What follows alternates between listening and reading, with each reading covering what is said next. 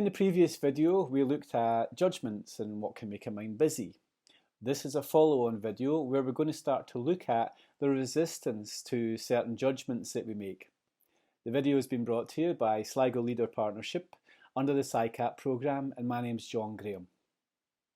So in the last video, we looked at how the mind's always working out ways to keep us safe, to help us thrive, to help us feel good. And it's doing the best it can, but the way that it judges things can sometimes stop us from getting the stuff that we want in life. Okay, but if it's deciding that a feeling or a thought or something isn't a good one, then automatic reaction is to push back on that. It's like jumping into the sea, a cold sea. Your automatic reaction is to jump back out. But remember, this is a resistance to our experience, not the circumstances themselves. So we're pushing back on a mind-made version of things. Now, the more uncomfortable that it feels, the more the mind is going to start trying to work out what needs to be done in order to make things feel better. And in the second video, we looked at how it's not our life situation that's creating our experience. A thing can't make you feel good, it can't make you feel bad, although the illusion is that it can. In video 4, we looked at how our experience is created by our senses, by our thoughts and feelings. It's an internal thing, so to speak, not an external thing. So when we resist, what we're actually doing is we're pushing back on our experience. And rather than getting rid of it, what we're doing is we're putting our attention on it. We're giving it more power, more energy, so to speak.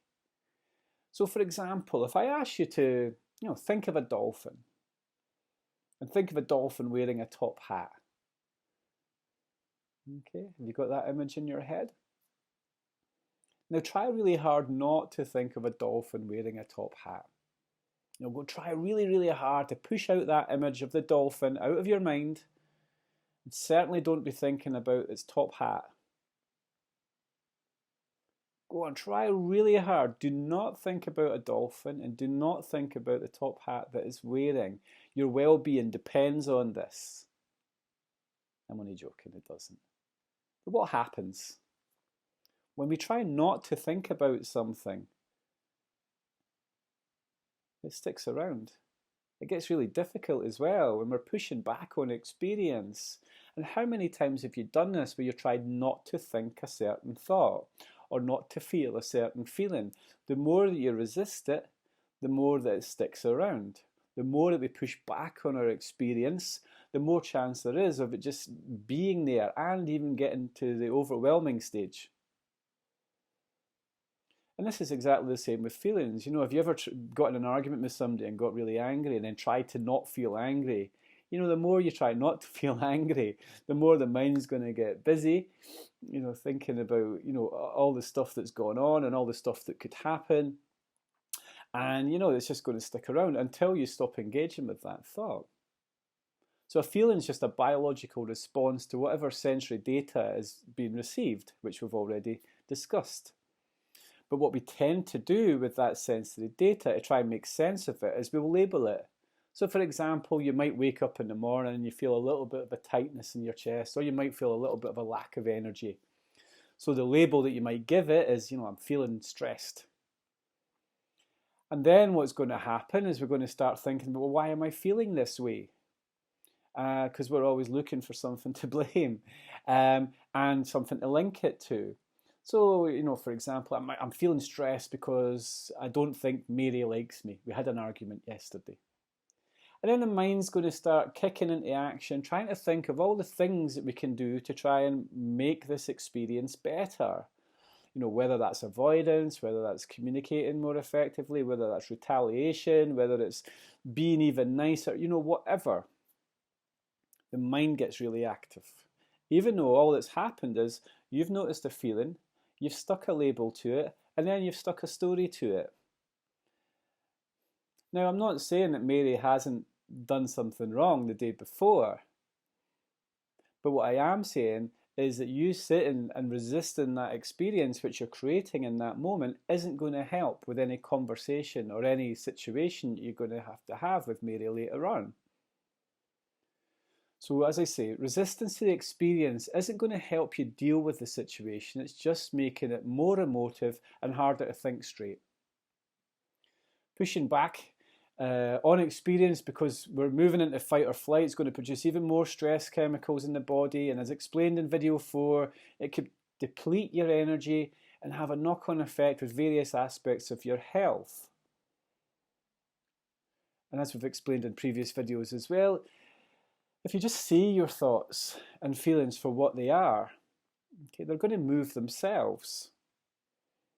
If they're in flow and you're okay with what is, then there's more chance of experiencing calm. And pushing back is like swimming against the tide. It can be exhausting. Allowing what is and allowing experience, no matter how uncomfortable it may seem, is going with the tide. Okay? It's saving your energy. So, from a place of allowing experience, you're in a better space to deal with whatever life brings. So, looking at resistance then, what can we do to allow flow, to allow calm in our lives? Well, same with the previous examples, one of the things that we need to do, first of all, is to be aware of it, to see it. Because if we're aware of it, then we have choice. Okay. You can call it out if you want, just by noticing what you're currently resisting. So, for example, my example with Mary is I'm currently resisting the experience that I had yesterday with Mary. Just by seeing it and calling it out, okay, can make a difference. But the key part, once you've been aware of it, is to allow it. Okay? Rather than pushing back on it, it's to open the doors and let it move. So that is what we're going to practice in this meditation, just allowing everything in experience. So get yourself comfortable, whatever that is for you. So whether you're sitting up, you can adjust your seat, or if you're lying down, it's just to get yourself comfortable. And just take a few seconds just to do nothing in particular apart from notice that now is happening.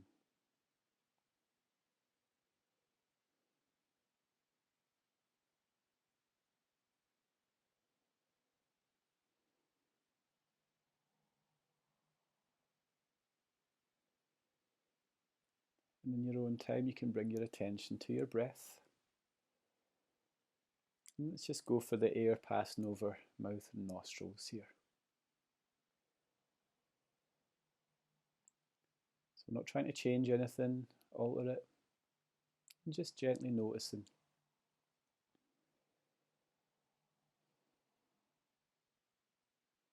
And allowing breath to do what it does.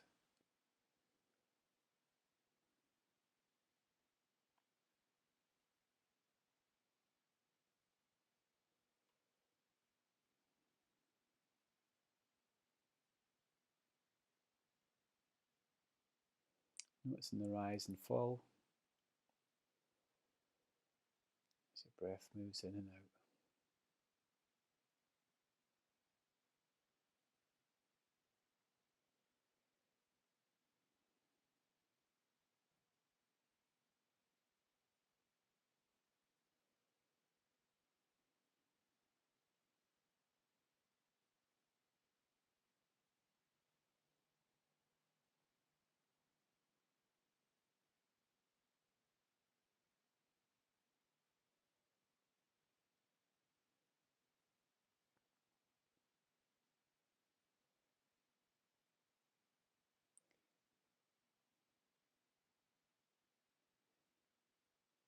Just check in with yourself to notice, am I allowing everything?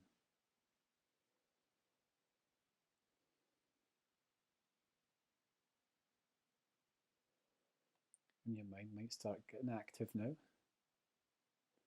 picking up on things that you may have been resisting, giving commentary on this experience. But all I want you to do is to allow that. Just be okay with that fact.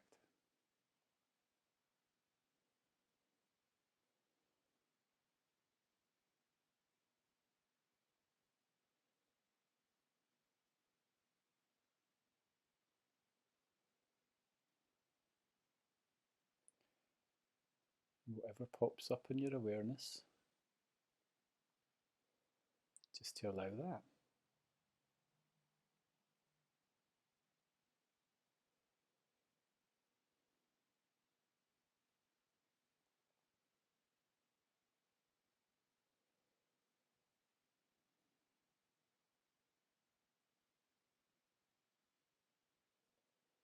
All we're doing is just allowing experience, no matter what it is.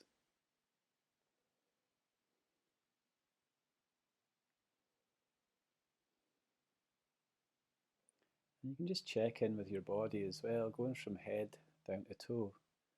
Just noticing if there's any resistance or any tension.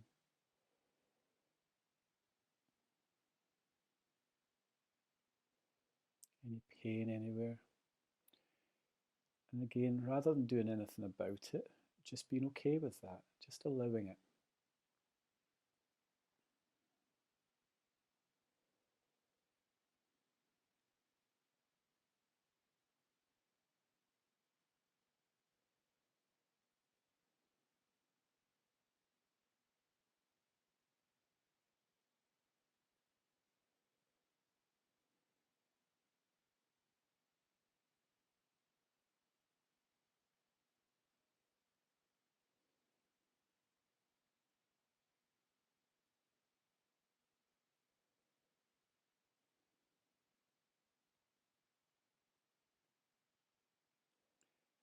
Am I allowing everything?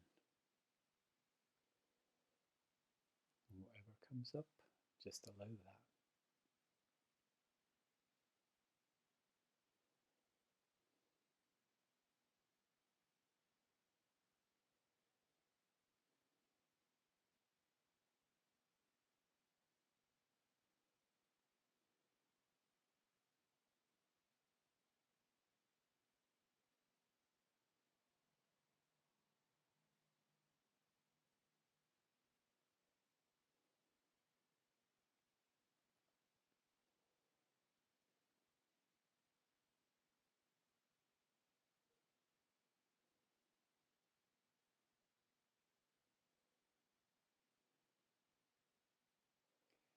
And as we're just allowing everything, sometimes kind of cool just to check in and ask, when the mind has no problem to fix what is left.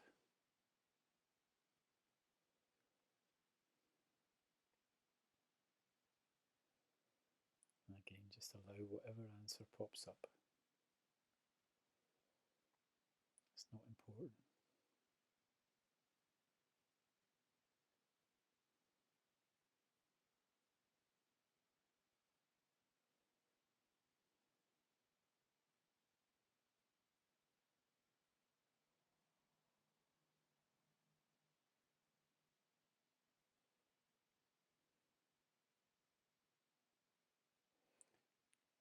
In your own time, just have a little stretch.